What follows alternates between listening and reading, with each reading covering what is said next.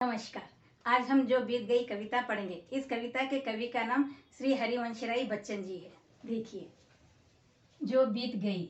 इस कविता में देखिए, यहाँ पर जो बीत गई है, जो बातें बीत गई है, उसके बारे में बताया गया है। उस पर हमें शोक नहीं करने का और दुख नहीं करने के बारे में बताया गया है।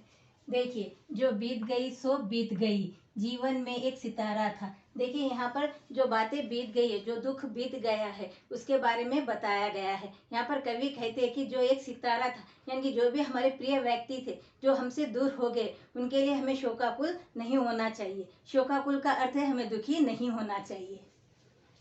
माना वह बेहद प्यारा था, वह डूब गया तो डूब गया। यहाँ पर देखिए, जब कोई व्यक्ति हमें बहुत प्यारा होता है तो हम उनके बारे में जब उनसे दूर होते हैं तो हम बहुत ज़्यादा दुखी हो जाते हैं, हम उसके दुख में डूब जाते हैं। तो कभी ऐसा नहीं करने के लिए कहते हैं।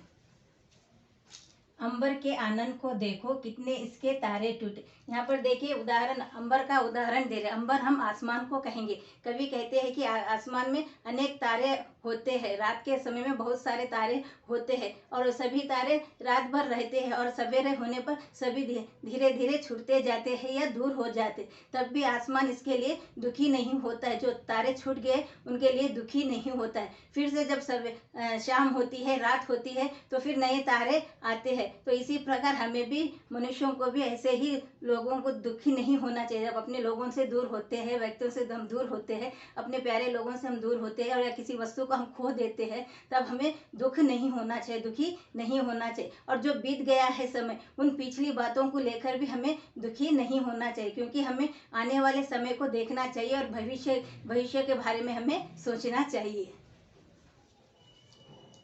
कितने इसके तारे टूटे, कितने इसके प्यारे छूटे, जो छूट गए फिर कहाँ मिले। यहाँ पर देखिए, कवि कह रहे हैं कि जो आसमान में जितने भी तारे थे वो सारे छूट गए थे, फिर वो दोबारा उन्हें नहीं मिले। आसमान में हमेशा नए तारे आते रहते हैं और मिलते रहते हैं। तो यहाँ पर कह रहे वैसे ही मनुष्यों को भी, जो जिनसे हमारा साथ छूट गया है, उनके लिए हमें दुखी नहीं होना चाहिए, क्योंकि हमें नए नए व्यक्तियों से हम मिलते रहते हैं, नए रिश्ते हम बनाते रहते हैं। तो हमें हमेशा भविष्य की ओर देखना चाहिए।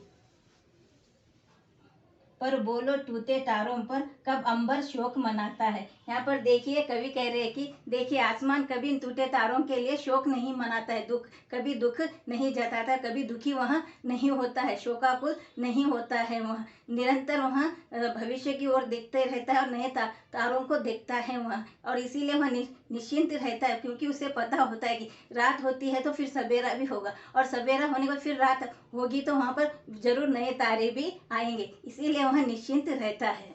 उसी तरह हमें भी, मनुष्यों को भी वैसे ही निश्चिंत रहना चाहिए, कभी दुखी हमें नहीं होना चाहिए। जो बीत गई सो बात गई। इसीलिए यहाँ पर कवि कह रहे हैं कि जो बीत गया है, जो समय बीत गया, जो दुख बीत गया है, उसको याद करके हमें दुखी नहीं होना चाहिए, बल्कि भविष्य में आने वाली बातों को हमें सोचना चाहिए और हमें हमारा भविष्य अच्छा बनाने के लिए बारे में हमें सोचना चाहिए।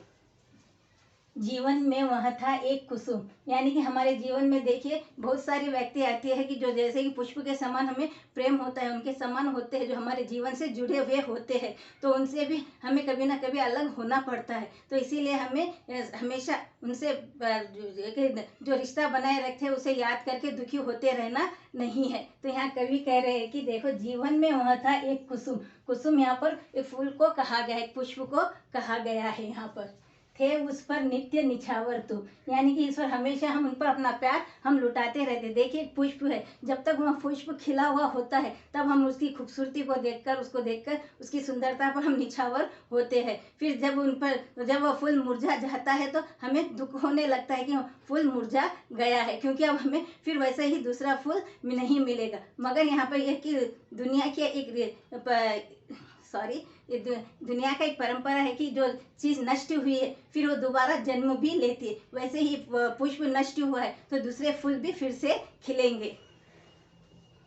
वह सूख गया तो सूख गया, मधुबन की छाती को देखो। यहाँ पर देखो ऐसे बहुत सारे फूल है बहुत खूबसूरत से फूल है, और यहाँ हरियाली है, पेड़ पौधे है, ऐसे जो हमेशा लहराते हैं, बढ़ते हैं, फिर अब समय आने पर वहाँ सूख भी जाते हैं, फूल पत्तियाँ झड़ भी जाते हैं, और मौसम आने पर वहाँ नई पत्तियाँ वल्लरियाँ आने लगती है। वल्लरियों का यहाँ पर अर्थ है लता है, बेल को हम वल्लरियाँ कहेंगे, जो कि मौसम आने पर, ऋतु आने पर फिर से वहाँ खिलने लगते हैं, और मधुबन में यानी कि बगीचे में फिर से पेड़ पौधे लहराने लगते हैं। यानी कि समय आने पर जो चीज़ मुरझा जाती है, खत्म हो जाती है, फिर ऋतु आने पर, समय आने पर वह फिर से खिलने लगते हैं, हरे भरे होने लगते हैं। तो हमें भी ऐसे ही, मनुष्यों को भी ऐसे ही रहना चाहिए। अगर हमारे दुख का समय है तो धीरे धीरे वह दुख का समय भी कट जाता है और हमारे पास सुख भी आने लगता है। तो इसीलिए हमें हमेशा भविष्य की ओर देखते हुए अतीत को नहीं याद करना चाहिए, उन्हें उसके बारे में हमें ज़्यादा सोचना और चिंतित होना भी नहीं चाहिए। वर्तमान में जीने की कोशिश करना चाहिए,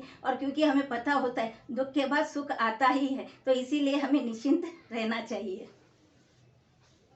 जो मुरझाई फिर कहाँ खिली, पर बोलो सूखे फूलों पर कब मधुबन शोर मचाता है। यहाँ पर देखिए मधुबन कह रहे हैं, यहाँ पे मधुबन हम बगीचे को कहेंगे, बाग बगीचों को कहेंगे। देखिए वहाँ पे कहीं फूल खिलते भी है और मुरझा भी जाते हैं, और कहीं पेड़ पौधे खिलते हैं, पत्तियाँ भी लहराती है, पर फिर धीरे धीरे झड़ जाती है। मगर हमें भी उनके जैसे ही होना चाहिए। सुख और दुख आते रहते हैं, हमें एक समान रहना चाहिए। दुख आने पर ज़्यादा हमें दुखी नहीं होना चाहिए, और सुख आने पर हमें ज़्यादा खुश भी, आनंद भी नहीं होना चाहिए। सुख और दुख में हमें समान रूप से अपना जीवन हमें बताना चाहिए। कविता में कवि इस प्रकार से वहाँ हमें प्रेरणा देते हैं कि सुख दुख में हमें एक समान रहना चाहिए। दुख होने पर हमें ज़्यादा दुखी होकर परेशान नहीं होना चाहिए, ये प्रेरणा हमें देते हैं।